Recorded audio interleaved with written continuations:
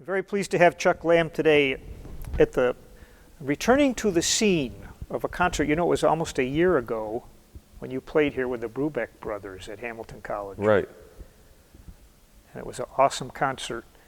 So before the quote tape was rolling, you were playing a little introduction. So could I request a introduction? Sure.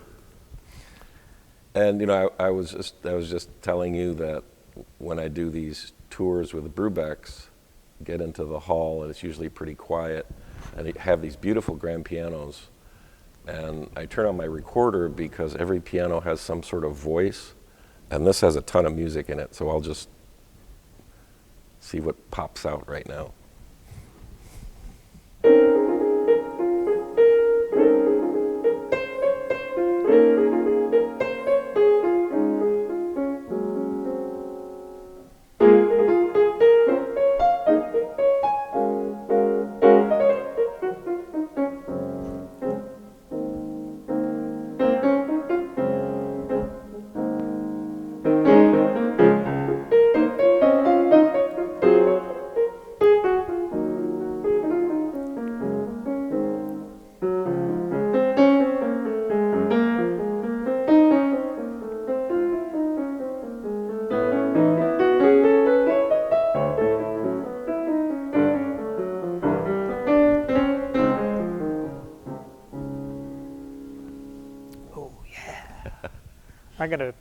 I'm gonna dub in some applause because it's worth it. There's, Dude. you know, I know classical people who would really envy that ability, and I'm gonna stay here for a moment. And first of all, you said there's a lot of music in this piano. What does that actually mean for you? The sound of the instrument, you know, like when I got here, like I explained before, when the Brubeck thing, I did that with this piano, and 4 or 5 different themes came out immediately, you know, just letting my hands fall and start to improvise off of the reaction I get from the instrument. And you know, that's developed over a long period of time to have the trust to be able to do that. Just to sit down and let my hands fall.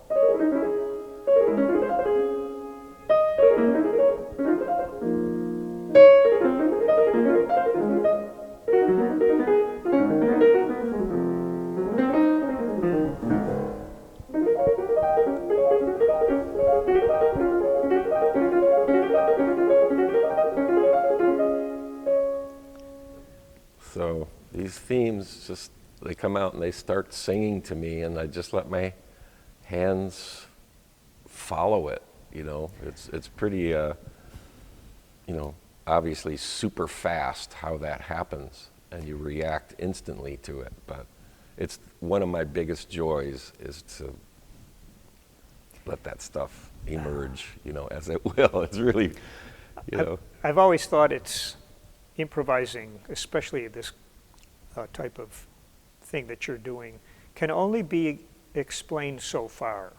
There's a magic to it that at least I can't put it into words. And I'm not sure if there was a specific answer to how it's done that I'd even want to know, because it takes some of the, it's magic, I guess, is what I'm trying to say. It's some kind of magic in one sense, and then in another, it's like I guess it's like poetry, or, you know, having mastered enough of the theoretical knowledge of, for me, of, you know, theory and harmony and playing music, classical music, you know, and I'm very influenced by Debussy and Ravel, their beautiful compositions, which are very improvised also. You know, what's the Stravinsky quote that composition is selective improvisation. And that, you know, that's just the way it is. You know, you sit down, you know, as it evolves, but you sit down and you improvise and you go, oh my God, I love that theme. And then you start to develop a theme, but it's based off of it, some sort of improv, you know. Theoretical knowledge, you mentioned. I'm curious because we go back a long ways, and you come from a small town called Verona, New York, and I remember wondering back then, seeing you in this band called Dry Jack, where did you and your brother, how did you come to this music, which at the time we'll call it jazz fusion, I guess. Oh, the fusion thing.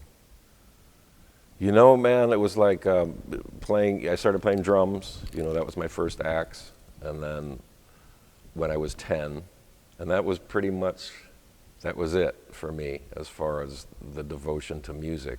But Rich and I were in bands up until, like, for 15 years straight, and we developed musically as we went along and started getting into, you know, the fusion thing probably started with stuff. We were doing cover tunes like Jeff Beck, and and then I was in a band called The Breakthrough with Rich and Gary Colmy and these Verona guys, and we did tunes by Yes, you know, and you know, Yes was like, if you think about it, you know, do do do do do do do do do do do do do, right? I mean, that was like, I was really attracted to unison lines, bass player, guitar, bass, keyboard. I love that. And then that turned into hearing Chick Corea and Hymn of the Seventh Galaxy, you know,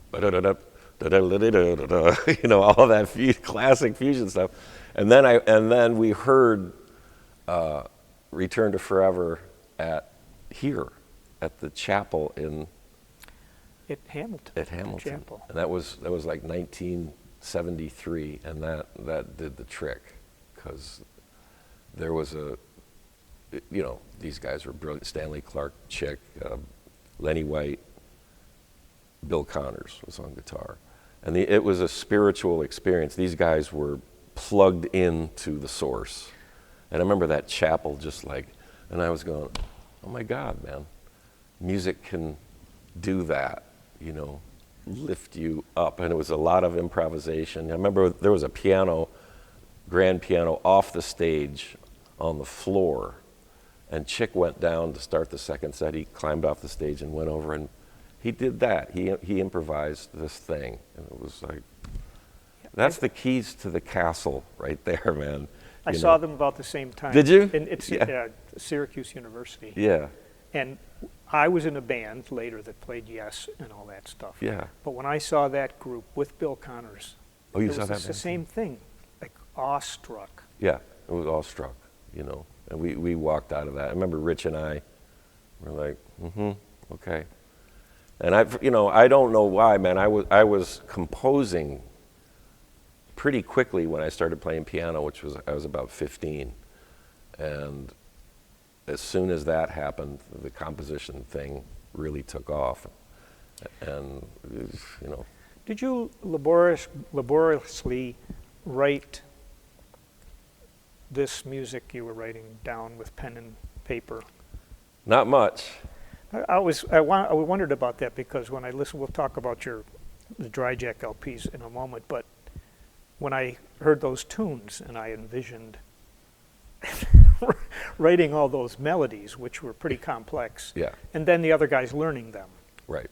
Was it mostly by ear? It was mostly by ear. I mean, I did write the stuff down, you know, and you know, made it was an effort for me, because I learned to play by ear, and you know, going back to really crack the code of exactly what I'm writing, you know, in 16th notes, and you know, I really had to study that. But not that we use the charts, but I wanted to have it documented somehow, and I still have those charts. It's really funny to look at, you know, the scrawl, and you know. But yeah, we just Rod Fleeman, I did the guitar player from Dry Jack. I just talked to him 3 or 4 days ago, and he's going, man, you never wrote any of that stuff down, you know. So he brought that up, which I thought I had forgotten that, you know, it really was about that, about the showing him. Did your parents support your endeavors, or did they think? Yeah. Was there ever any talk about getting a real job? No. That's good. No. My mom especially was like, you know, when there was talk about me going to, you know, maybe to music school. Actually, more it was a reflection back on the time. She was like, you know, we talked, Mom, did you ever think of sending Chuck to music school? And she said, no, musician. He has to go out and play. You know, that's, I never, which. That's a very enlightened attitude, I think. Yeah, and you know, my parents were both, well, my mom was a singer she was like in an Andrews Sisters trio with her two sisters in New York City. So that element, my dad was a very creative artist, but, you know, they heard, you know, when I was 8 or 9, playing, just had some drumsticks and playing on lampshades and, you know, that stuff. You know, maybe it was to save the lampshades, but they bought me a drum set when I was 10 for a birthday present, you know, from Montgomery Ward's Red Sparkle Kent. Oh, yeah. Yes, baby. One bass drum, pole in the middle, one cymbal, you know, up here, man. Oh, I was in heaven. And then Rich and I started our first band called the Plastic People, you know. Where, you know. Was he always a bassist? No, he played guitar, and then he played guitar kind of throughout that thing. And then when we made the switch, there's a lot of ancillary roots in these stories, of course, but my brother, next oldest brother, John's a guitar player. He was playing with us also, so there's 3 brothers. He went to Columbia University, met a drummer, really great jazz drummer, who came back to Verona. And then it was like, well, how about he plays drums and you play piano, was sort of the start of and I said, okay, you know. That was just what we did, you know, and Rich went, Rich, play bass. Like, so wow. It was all organically evolving, you know. Did you have a clear idea, a goal, a concept of what it meant to make it in the music business? No. No, we didn't even, we were just so into playing and, you know, getting gigs and playing out and developing the music. We didn't think about that stuff. We knew that something was happening with the band that, wow, we could, you know, this could do something. So yeah, I mean, that's sort of part of what you're asking. But, you know, like the evolution of all of that was so organic, you know. Hey, let's make a cassette tape and send it to Inner City Records, you know, which is where we got the record. It was, you know, it was a cassette. And you actually got a response. We got a response. They loved it. They said, this is great. You know, we'd like to explore this further. Can you do another recording, which we tried to do at this club in Kansas City. We sent that to them, and they said, yeah, this sounds good, but it's not quite, you know, the sound and that we need for a recording. I think there was some buzzes and whatever. And then about 6 months passed, and then we got a call from them. They said, we'd like you guys to come to New York City and record some records. It's like, did you jump up and down at the time? Oh, man. You know, it's funny, man, we were in Kansas City gigging and you know, had all the original material I had been writing, all of that had gelled. And so we were, you know, a force, you know. We were so content and so happy to be putting this out. And I remember we got the record deal and we went to see Pat Metheny, who we were friends with, and he just got his record deal with ECM, with Lyle Mays and that band. So we thought, oh man, you know, this is cool, you know. And would you mind holding up the, I think those LPs are right there. Oh yeah. Yeah. So this was the first, yeah, the first Dry Jack thing, Magical Elements, and then Whale City. Whale City. Well, I wore them out. Look at these youngsters. And I was envious because everybody that had a band, unless you were strictly a part-timer, was sort of trying to get to that level oh, we got an LP, we got a record deal. Yeah, right. We got a record. Right. Did it proceed from there as you hoped, or what was it like dealing with a small record label? Oh, it was incredible. You know, the maybe because of the small label thing, but you know, there was no restrictions musically on what we were doing, and there was a lot of freedom in the studio time-wise. Just go ahead and make this record. But you know, we had been playing so much. The only way we could make a record was to play live in the studio, which was trickier back then. You know, the technology to do live and not have bleed with instruments and this kind of thing. But we basically played live in the studio, and then I did my overdubs on my clavinet and my mini Moog and stuff, you know. Right? Yeah, you know, it was great. And that band, you know, was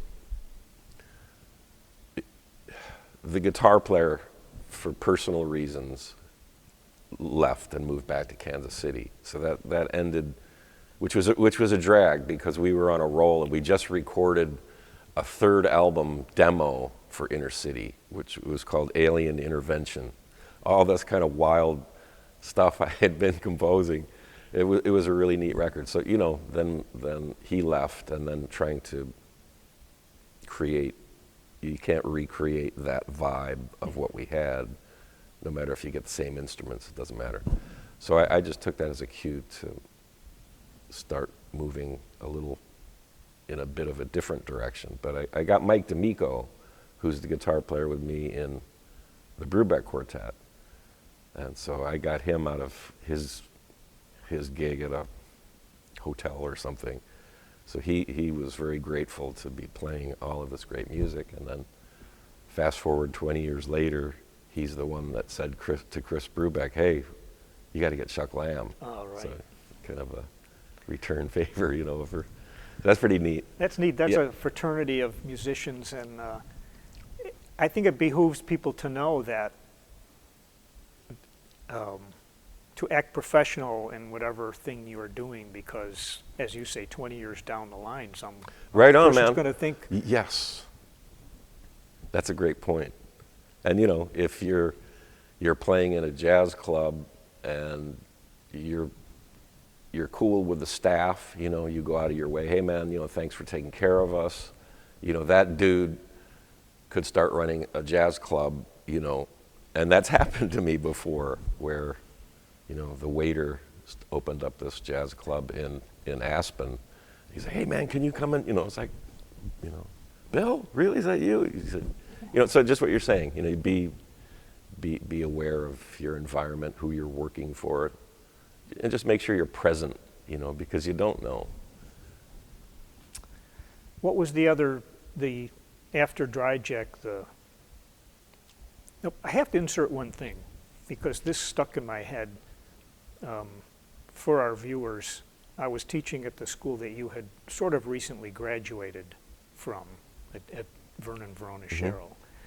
And you guys were together pre-Inner City. And you asked me to come over to this house where you were all living, I think, because you wanted to learn some, I don't know what it was, theory. But Rich, my brother Rich, when I told you, he said to say hi, you know, and he's like, oh man, Monk, man, that's great. But he said, do you remember he came over to the house to teach us, Rich said he came over to teach us theory. And I remember you coming over and hanging. I just remember you're a really cool guy, and we had a lot of fun. But you know, Rich said, "Yeah, no, he was, you know, you know." Yes, exactly. So what I remember is our history, man, is that's pretty cool. I said, "Play a tune for me, you guys." Oh, okay. And when it was over, I said, "What the hell do you want me to show you?" That was great. Because when I got out of college, I had a bit of an attitude that people who didn't also go to college and, you know, study music were somewhat lesser musicians. And then I learned along the way that people who learned by ear had a whole other thing that I didn't have, and that it's very valuable. And sometimes in composing, they think of things to do chord-wise or whatever-wise that schooled musicians wouldn't think of, or would think of and dismiss. You know, that was part of the discussion about, you know, with my peers and stuff about not going to school. They're going, man, you know, who knows what that would have done to your creative spirit, which, you know, just what you're saying, I understand that might have dampened it or whatever to get too theoretical and too, you know, into the learning thing and take away from the improv ability. But then again, I don't think I would have been deterred by anything, you know. I would have just enjoyed the knowledge coming at me. And I remember our guitar player at that time, because Rich told me that. I can't say I remember. Rich said that the guitar player in the band, when you came over, he was like, I don't want to learn anything. You know, I just want to keep doing this. Why are we trying to learn stuff? That was so great of you to come over, man. You know, because you're a well-respected player by us too. So it was like, wow, man, this guy's like a serious musician, you know. And you still are, man. Still a great player. This is sort of an obvious question, but paying your rent as a musician, making a living, has there been ups and downs for you? Sure. But never to the point of, you know, red alert, you know, never to that point. It always worked out. You know, like after Rod left and I started the new dry jack thing, you know, there was some financial struggles, but like for instance, right after that band broke up, I moved into an apartment down near Woodstock, and my landlord was Dave Holland. Oh my! Right, one of the greatest, to me, the greatest bass player on the planet, and one of the greatest composers, and so he was my landlord, and I would go over and play with him all the time. He'd call me up and say, I just got these charts from Kenny Wheeler. Do you want to come over and read through these charts? Or, you know, and the big one was he had heart surgery. He had a valve replaced, right? And this is back in, man, 82. So it was a little bit newer of a, you know, it wasn't quite so, the technology was very different. So his recovery time was long. And he called me up and he said, would you be willing to come over 2 or 3 times a week for the next couple of months and help me get back in shape? And that changed my whole thinking on my approach to improvisation. I mean, this guy was such a master that I learned so much about relaxation, you know, expression to you know, follow your, all of these subliminal kind of things that just altered my course improvisation-wise, composition-wise. And so that was a huge time in my life. And, you know, it was a struggling time financially, but it didn't really matter. Other stuff was happening that was more powerful. But by the end of like 2.5 months into it, as he was getting stronger and stronger, I was like, I mean, the elevation of his playing and the power of it and the, you know, the lift. I was now, rather than overjoyed by playing with him, blown completely away at this master, you know, hanging out in his practice room playing with me. So that was a. Can you imagine what you would have had to pay a teacher to get that kind of stuff, and you still wouldn't have got it anyway, right. Probably. The situation was just sort of perfect for you. Right. So that was a big deal, and then, you know, man, then I moved to the Rocky Mountains, to Colorado, in the late '80s, and right away got a gig at a club in Vail called Louie's, which was this jazz club that wanted to happen. And then I was picked as the piano player 6 nights a week, play with a trio and bring acts in that are traveling, you know, Nick Brignola and, you know, Ernie Watts. You remember Ernie? Yeah. Right? He's on my list to ask you about. Oh, really? Yeah. So all these cats traveling through, plus local guys, Ron Miles, who's a beautiful trumpet player, you know. So I booked this thing for 8.5 years, you know, 6 nights a week. I would play, there, you know, do the ski season, and then I'd do the summer. I mean, that was crazy. So that was that period of time, and then right after, when that ended, I got offered to do a solo piano jazz gig at this club in Vail also, and I did that for 9 years. You know, so financially, you know, things were cool, you know. When these fellas or women came in to sit in with your trio or be booked with your trio, did they bring charts? Yeah. Yeah. That's somewhat helpful then. You know, that even back then, and I do that at my current gig at Cafe Lino, I want your music. You know, I want to get your music before, you know, if, you know, like Louis was usually a couple of days before, but I want to get your music. So, you know, I'm not a great sight reader, you know, I'm working on it, but I want to be able to know your music well enough when we're presenting a concert to it to sound like that. Mm-hmm. Plus I learn, man, how much you learn doing that. You get into somebody else's head, somebody else's trip, somebody else's compositional technique. That, you know, to this day with the gig I'm doing, it's like, man, you just deep. Well, you went to college after all. Yeah, right. That's funny. You know, I guess, man, you know. Are there wrong notes in improvising? No.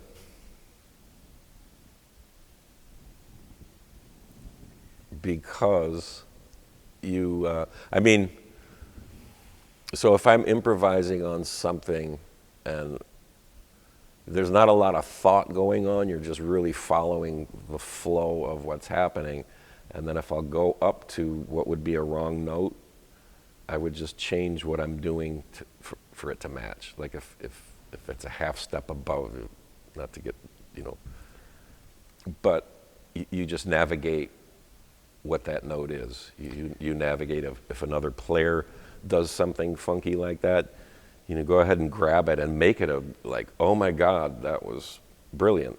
You know, you could reharmonize it to, and you know, you're working like that. And if you're working with players on that level, it's like, that's the coolest stuff on a gig when that happens. I heard you do that last night, believe it or not. Oh, you did? I was watching the video from Smalls, where you were playing with Diego. Oh, okay. How do you pronounce his last name? Diego Figueiredo. And you were playing ba-ba-da-dee, Uh-huh. ba-da-da-da-da-da. Playing Wave, yeah. Wave. And that was happening, I think, that he would do something and almost instantaneously you played in a fashion that enhanced or went with it. Uh-huh. Oh, neat. And then and vice versa. Right. When you started playing. Yeah, he's a cat that you know, that connection is very deep like that. We just, it was from the first time we played, we both recognized that, I mean, culturally very different upbringings, mm-hmm. but the improv thing, the freedom improv thing just gelled with us, you know. There was a part in the middle of it where I suggest people get on the internet and try to find it, where it was like you turned into J.S. Bach for a little while. It was sort of a contrapuntal, yeah, okay. you know, two thing. Yeah, right. But going back to the wrong note business, and I wish I could think of a better term than wrong. Unintended, perhaps. Mm-hmm. If you're playing with other people, the bass and guitar especially, and they're playing the changes, do you play differently than if you were playing the same song but by yourself? Yeah, I do, but you know, because we're following a script, so. But you know, that's interesting. I'm just thinking, you know, are there any wrong notes? Yes, there are. The bass player can play, you know, there's mistakes, but But in looking at your question, depending on these musicians, so you're following the script, but you still if you start pushing it around, all the musicians will follow the improv, you know. So it does have that, still has that same freedom. You're taking a little bit more of a risk by pushing outside the boundaries of what you have on the script, and hopefully guys will come with you, or at least, you know, give you the room to do that, you know. Does that make sense? Yeah. Yeah. When you turn to the piano to play something unknown, do your hands just, trying to rephrase here, does your mind direct your hands, or is it the other way around? Wow. That's almost like a physics kind of question. Yeah. Because it's so, I don't know, it happens so fast, you know. It just happens, you know, the response of the notes cause the next thing to happen so quickly, man. And that, you know, that's the beauty of it. You know, it isn't magic, you know. It's, I think everybody can do it. You know, I teach some kids at this gifted school I teach at once a week. And, you know, they don't have any knowledge of the past of music or whatever. You know, and I'll get them to, like, you know, okay, you just do this with your left hand. And now, major scale, you know, go ahead and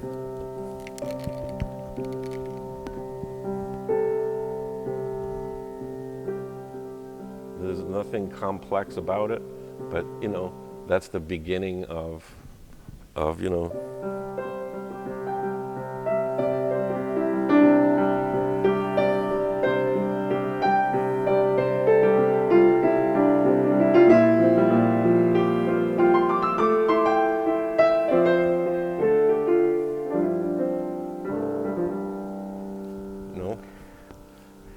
Okay, what's the name of that? You have to name it. have to name it.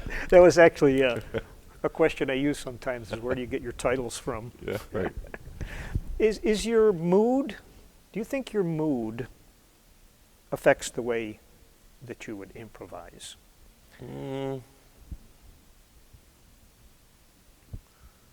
That's a good question.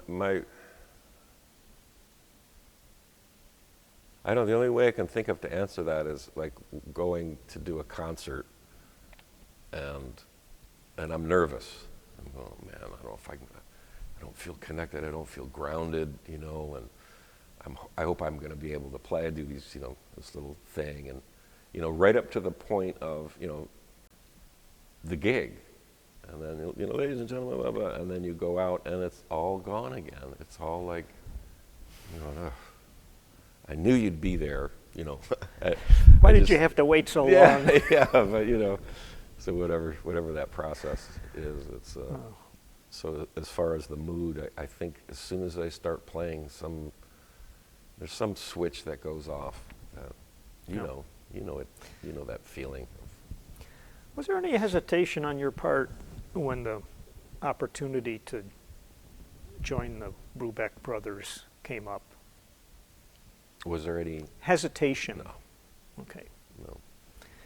How familiar were you with Dave Brubeck's Oh, I music? was very familiar. Okay. Yeah, he was one of the first. He was one of the first guys I heard jazz-wise. That drummer I was referring to back in the early days that my brother John brought down from Columbia was a super audiophile dude, and he would turn us on to stuff. We had, you know, Pharoah Sanders and McCoy and, you know, all this stuff. But I had been playing piano for maybe a year, but it was happening pretty quickly for me. And I remember I was at the you know, the piano doing stuff, and John Margolis, he's the drummer from Dry Jack, right? He had a reel-to-reel tape recorder, and he came up with these headphones, and he put them on. He just put them on me, and it was the Time Out record. And I'd never heard, I hadn't heard a lot of stuff, but that in particular was like, what is this? The sound of it, sound of the drums, the vibe of it, so I was a Brubeck fan in, 2 seconds. Same here. Yeah. Of course, I had being a saxophone player, the Paul Desmond, something about it really, really grabbed me and you, I guess. So what can you tell us about Dave Brubeck that really struck you? You mean the musically? Dave the man. Oh, the man. He was one of the kindest, most gentle spirit. He was like a kid in a lot of ways. And, we'd listen to music.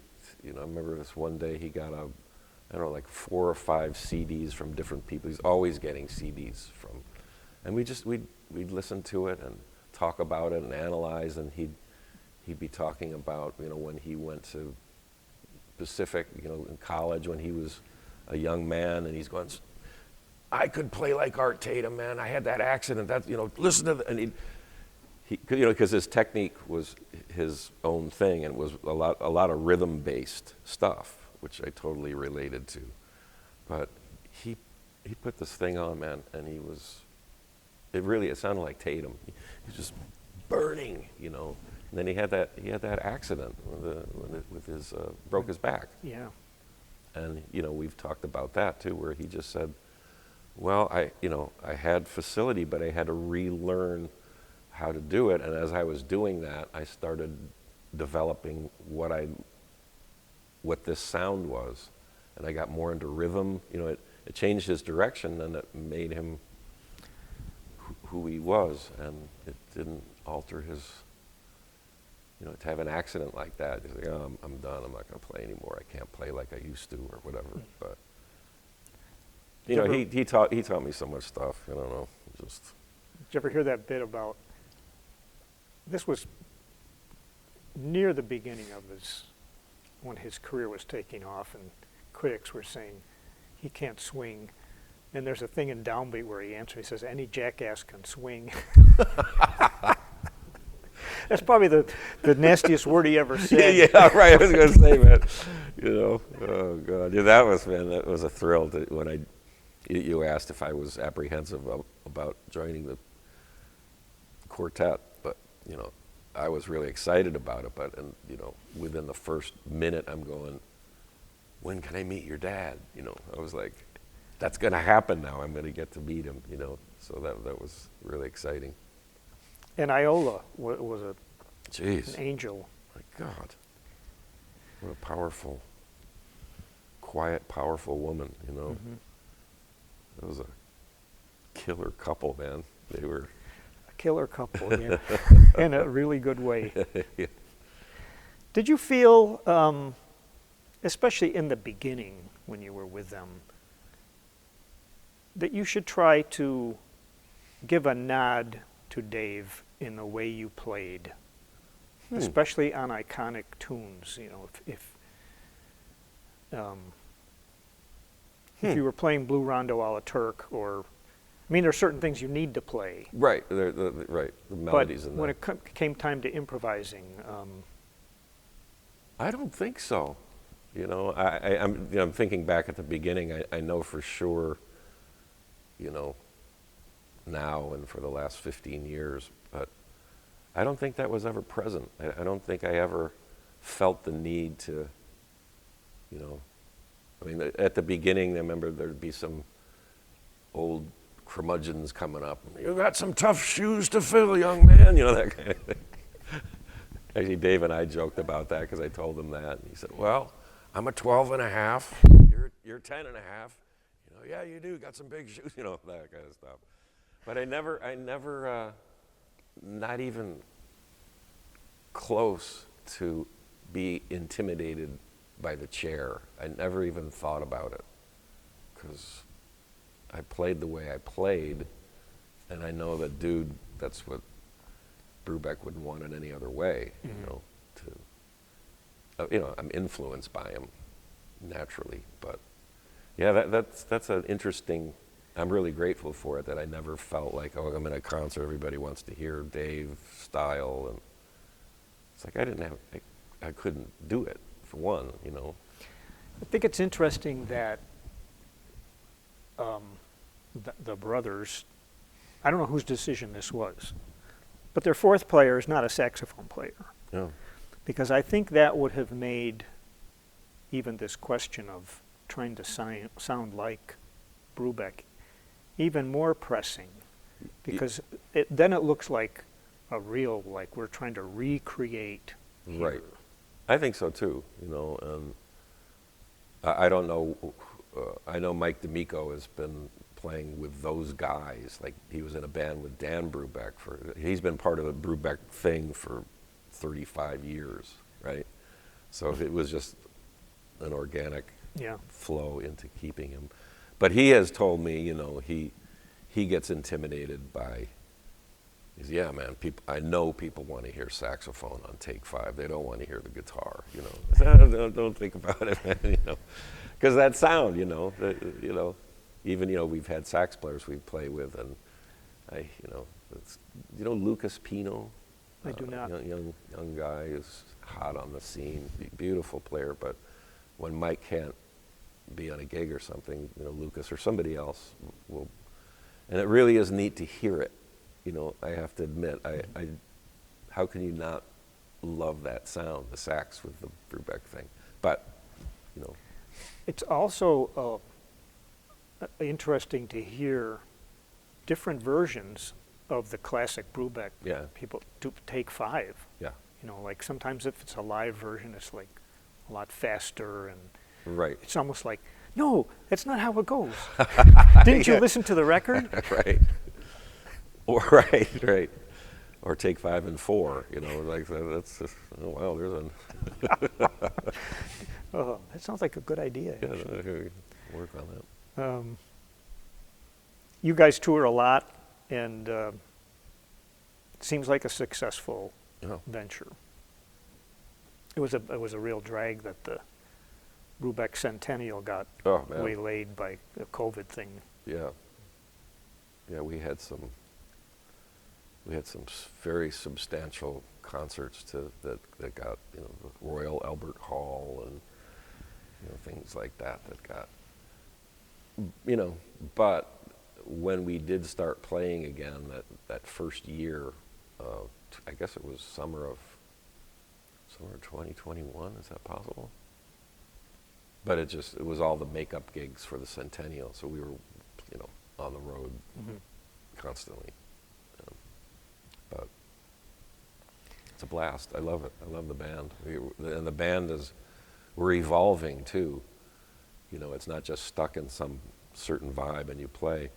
The improv thing and where we go in that, and the trio playing is, it's really developing, which is really neat. You know what I mean? Because you can be, okay, here we go, we're going to do this again. But now it's pushing stuff around musically, rhythm, listening to each other more, and it's very cool.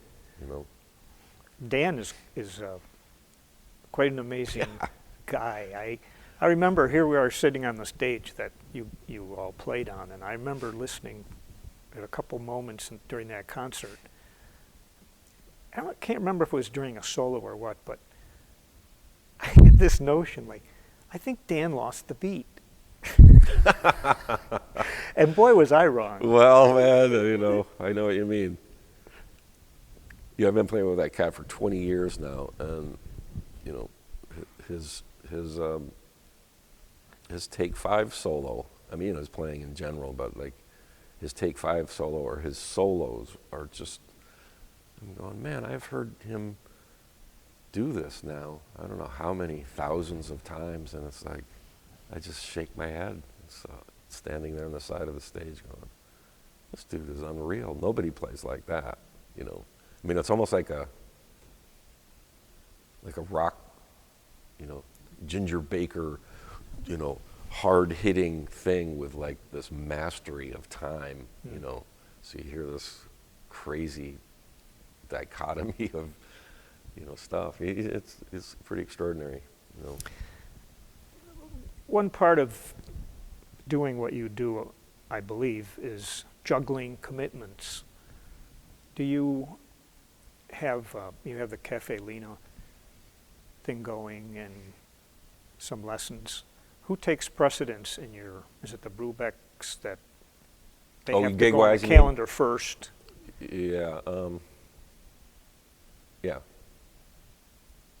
But, we get the itinerary for the year. Are there any conflicts for you guys? Because I also do this music with my wife, Rhea Curley, which is really exciting about that. So that and the Cafe Lena gig are my other investments in love, playing. Yeah. But so the itinerary just say no, I can't do. Or the itinerary, it won't be formalized. It's that does anybody have any conflicts? And they just book around it, So if you have, who books around it? The Brubeck? Yeah, we have a management. They have a arc management. They're called. Mm-hmm. And they're okay. Well, that's interesting because that happens on every level of gig playing. Yeah. Right. You get a gig, then you call the band and. Right. Yeah. Right. Or you find a band. Right. You're right. I hope I can get the right guys. And you can't. Yeah. So. It makes me think we had earlier talk about acting professional and all that because most musicians have lists of instrument players, and when they look at it, the most skilled person on a particular instrument may not be your first call because of this person might have baggage. Yeah, man. And you'd rather go with the person who you're going to be happy being around. That might not be. Maybe not quite as. Yeah. No, I still run into that stuff for sure. With the Cafe Lena, it's a monthly series, and I get a different guest every month, and it's you don't mess around on this gig. It's not like you show up and hey, what do you want to play? Like we're talking, hey, what's in? This is like you learn this cat's stuff really well.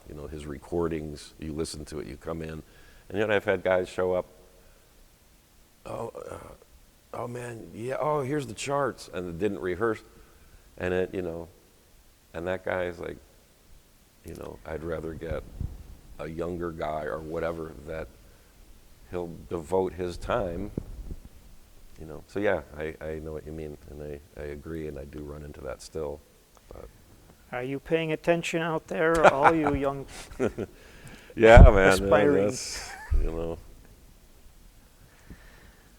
This question usually does not work, but do you recall any train wreck type gigs? You mean just in Just in general, a gig that was terrible. Not really, man. See? Not really. There's been some there's been some train wrecks on stage, on a tune where it derails, and it's sort of what we were talking about before. The bass player gets lost, and you got 150 people there, and they probably don't notice, as that reality in the live gig thing, but it usually. I don't know, for some reason I'm just thinking of when we do these orchestra gigs with the Brubecks, we're playing with the full orchestra. There'll be like rehearsal dress rehearsal the day of the concert, and this stuff is like, there's parts that are just like, they can't keep the time. Like if it's triplets, like a triplet figure, they can't play them. They play triplets differently. They phrase them different. It's train wreck, and we're like crashing and burning. And it's like, okay. And we get to the gig and do it, and it's always been cool, But those are pre-gig things. But those are ones where I think, oh man, this ain't gonna happen. The orchestra ain't swinging. It's an interesting thing, man, because the classical people, what a triplet is, you know, how it's, how do you swing a triplet? You know, the typical eighth note swing, but the triplet one is always the one that's, you know. And does Chris write those orchestra charts? He does some of them. Dave, a lot of those are Dave's. Oh. And if they're not Dave's, they're some of them are Dave's brother, Henry. Is it Henry? Yeah. Howard? Howard, thank you. I recall when I interviewed him, and I was enamored at the time, well, when he first came up with this, his first orchestral piece, I think it was called Elementals. Yeah. And he didn't know what he was doing. Played it. He pretty much told me, he said, I had to, Yeah. I didn't know how to score, I didn't know ranges really well, and I could almost picture some of the orchestral people going, I can't do this. Yeah, right. Who did Sure, man. You know, God. You know, now they have all these. So that's my goal. Is I've been wanting to do it for a long. Is to write orchestral music and woodwind quintets and things. And so I just started studying that, and it's, you know, my New Year's resolution was this year I'm going to write something for, you know, maybe woodwind quintet or string quartet. Probably not orchestra, but that's my ultimate goal because I got so many ideas for that. And Chris Brubeck, who's a really great orchestral writer, has been really supportive in that. So I'm really excited to get that happening. You know, that's my dream. Yeah. You know, You can learn a lot when someone finally goes to play it, just Yeah. like observing and watching the players, like, do they grimace, or like, okay, how come they made a face at that thing? What is it about that? I'll try not to do that. that's again. a good one. You know, Something that's yeah. Have you done that? Have you done orchestra? Yeah, I've done yeah, that's right. some I know you have. orchestral Yeah. pieces and quintets and that kind of thing. Yeah, yeah. It's tricky with finale or whatever if you use that stuff too, because you can put anything you want into finale and it'll play it back perfectly. But then you give it to a live person, it could be a different story. Right. So Yeah, all this the learning curve is Yeah. going to be, you know. let me ask you about a couple people that, according to your own resume, you have crossed paths with. Bela Fleck. Mm-hmm. Forget about it. Amazing. You know that dude, we were playing, I was doing this.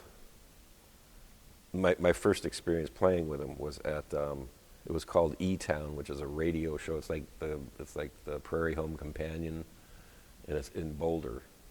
And so E-Town had the Fleck tones, and I was playing with different people. But before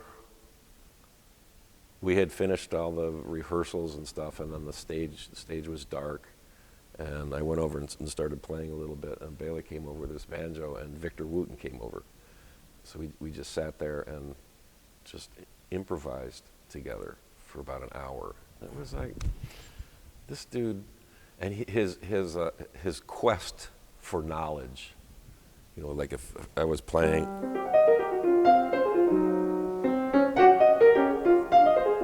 something like, he go, what was that? What was that phrase, you know? Whatever, right? He'd want to know right away. And then I'd show him. And he'd go, dee-da-ba-da-dum.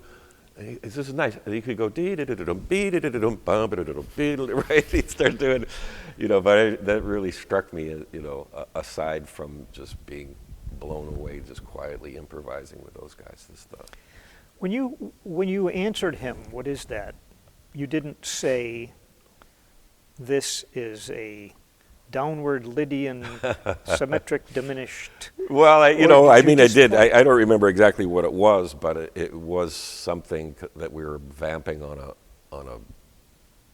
you know, D minor 9 or whatever.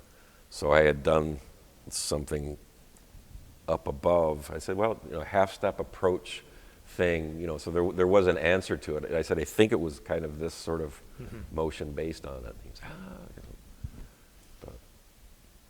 Did you hear their the Flecktones Christmas CD? No. You should see. I would like just Really? just the 12 days of Christmas is worth. Oh, I mean, man. it's like, I will. okay, sit down when you listen to it. Yeah. What about Ginger Baker? Ginger Baker, man. Holy cow. So that was my gig in Vail that I told you about, the club called Louis that I had for 8-9 years. And I was bringing all these different people in, and somebody had told me, I think the club owner, this young dude, he said, "Did you know that Ginger Baker moved to Denver?" And I'm going, "You're kidding." He had a horse ranch or some horse farm or whatever. And I said, "Oh, cool. I'll call him and see if I can get him." And I called a friend who had done some work on the farm. I call up, and he answers the phone. And I said, "Hey, Ginger, how you doing, man? This is Chuck Lamb. I'm a pianist. I'm doing a gig in Vail. I'd like you to come up and play. It's a jazz gig." And he goes, "How much does it pay?" And came up. That was a trip. Because, so the club is pretty small. It was like, I don't know, it was sort of like Cafe Lena. It was probably 90 seat, very, smaller stage. And I show up, I said, "Ginger, I'll meet you in the alleyway to bring your stuff in." So I go to the alleyway, come around the corner. The alleyway is full of drum cases that say Cream on them. And I go in, the whole stage is filled with, 2 bass drums, toms, 2 floor toms, the whole, and he's sitting there, smoking a cigarette, There was no room for, I set the keyboard on the floor, and then it was like that. I loved it, though. I loved coming around the corner and seeing those cases with. How did he play? Did he? He was kind of clunky, but you could tell he had played jazz, and it had been a long time, and he wanted to get back into it, but he was. I'm just thinking of the one we were doing. I think we were doing.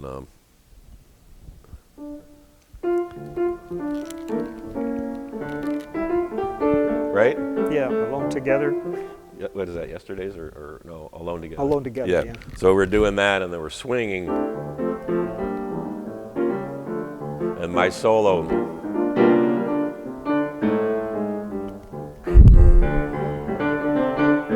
Right? And they're going, like.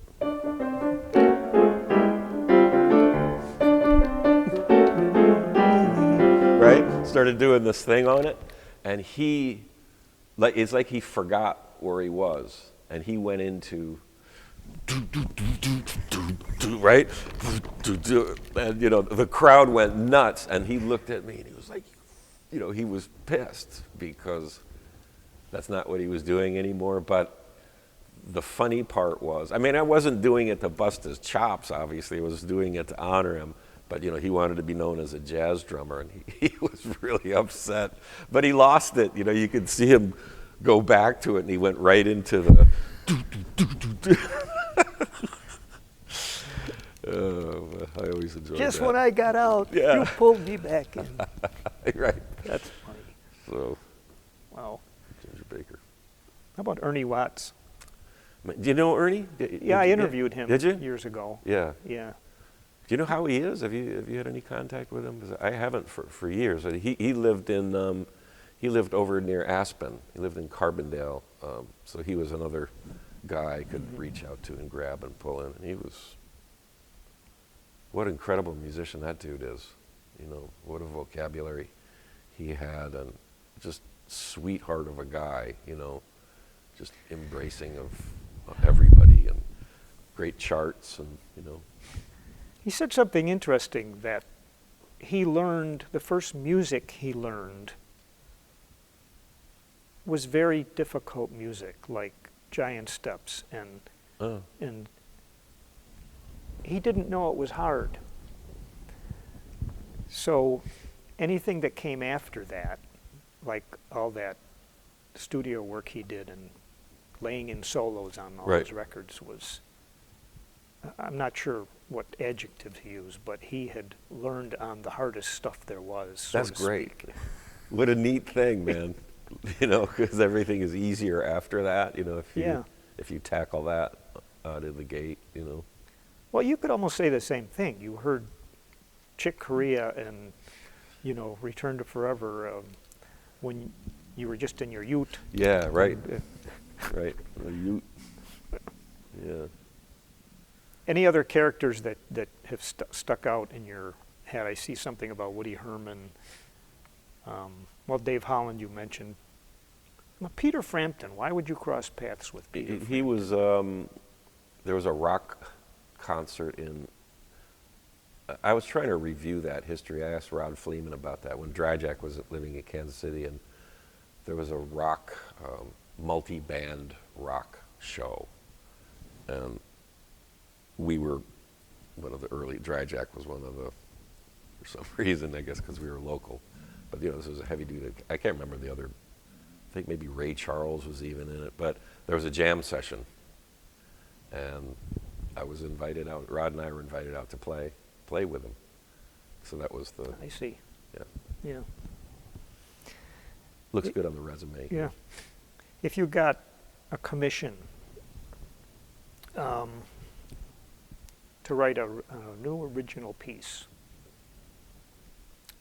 how would you start? Now, let's suppose it's a pretty open-ended thing. Mm-hmm. It could be a solo piano composition, or maybe it could turn into a group thing Mm-hmm. from there. But is there a way you approach the piano differently if I need to write something? I need to write something that is playable by me, but other people also. As opposed to just like what you did a couple times Mm-hmm. today already. Mm-hmm. Just Right. hands start go. What would I... Well, how is there a method that you might use to get an initial idea? It depends on... That's a pretty open question, but... I think I'd probably start with some sort of, bass. Like if I was asked to compose, something like that, I might like start with.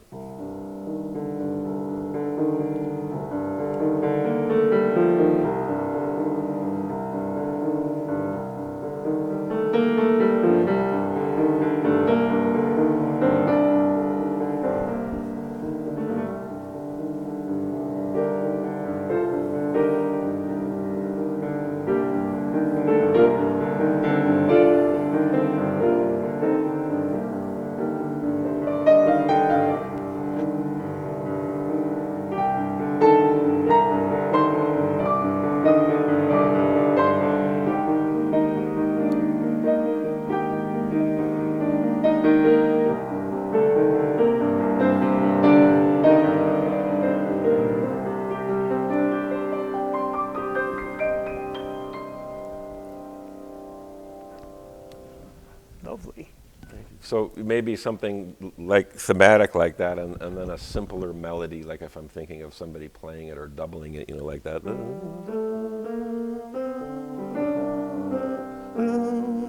then answer. So I'd be thinking in simpler concepts like that, like something that somebody could really grab onto and would sound moody and lush, kind of built into it right away. Yeah. I don't know, that's just a thought. Thank you. Yeah. I love the second chord you played. Oh. It was like, I'm not on camera, but it made me go like that. It was a nice, Thank nice you. change. It's a nice surprise. Thank you. Just to wrap up, the state of music technology and the market and that whole scene. Do you have any observations on it? Just in general, or How does it affect your livelihood? The fact that Well, for instance, I can watch you and other people from Smalls, Yeah. right? Live stream. Yeah, incredible. I don't have to pay for it. That's a great point. That part is amazing, and you know, as we know it, that developed full force from the COVID thing. You know, the live stream reality, and you know, like the Cafe Lena gig, I get people from all over the world tuning in to watch these. So that part of technology is incredible, and also just the recording, home recording stuff that you can, like we're working on, you know, Ria's new EP, you know, and Ria and I got married on 10/10/21, as you know. Or I don't know if you knew that. I did not know that. Yeah, so that I want to get that onto the thing because I love her, and it's incredible to meet somebody, you know, later on in your life, you know, that is your partner, and that you know, it's really cool to be with somebody and you love their music, the stuff she writes. So we have a blast playing, you know, her playing piano, singing her tunes, and I play acoustic piano, improvise behind it, and then a rhythm section. That's a really neat vibe. But to be able to put ideas down at home on our recorder and play them back, and they sound incredible. So to me, the home rig, you know, to be able to do that, you know, like that little thing I just played, so if I really dug that, I could put it down and make a beautiful recording, and then I could master it all at home. I mean, you know, you want to take it out to the studio. Technology is incredible also, ultimately you take it there. But yeah. I love that stuff, man. I think that's, you know, and as far as a learning tool for kids, for, you know, players developing, it's ridiculous, you know, that they can access any solo, any recorded solo, Charlie Parker, whatever, slow it down, you know, it's instantaneous. That's, you know, that's why one of the reasons I think there's so many incredible young players out there, the guys that do it right, you know, you can also, it all can make you lazy too. Make the young players, you know, miss some steps. They want to get to but anyway. What will you do product-wise when you finish the recording with Ria? Well, we're doing, she's going to do an EP, and then, you know, it'll be downloadable, but we're going to make CDs also, even though that's, I don't know where that's at these days. I know, but you almost, it just feels like you should. You know what I mean? I know exactly what you mean. I want the thing, you know, I want, you know, I love this, you know, oh man, this is great, but, you know, at least a CD, you know, man, it's just something you can pick up and, you know, and sell a lot of them on gigs, you know, so that's like, so we're doing a CD release party on May 19th at Cafe Lena for her, and you know, she's doing it in a more music industry way. She's going to release singles, you know, that's the thing you do. You do a promo thing, you do push, you release a single this month and next month, and then do the. But that's a whole different world for me. You know, usually it's like this record I did with Harvey Sorgen and Jay Anderson. You know, you go in, you play, you record it, and you put it out on Bandcamp, and then off to the next. I see. You know all that. I'm sure you've been down those avenues. Well, Chuck, this has been a long time coming. It has, man. Thanks for doing this. I admire your talent, and congratulations on your career. Thank you. And whatever comes next. Thank you, man. Appreciate it. You want to play us out? Sure.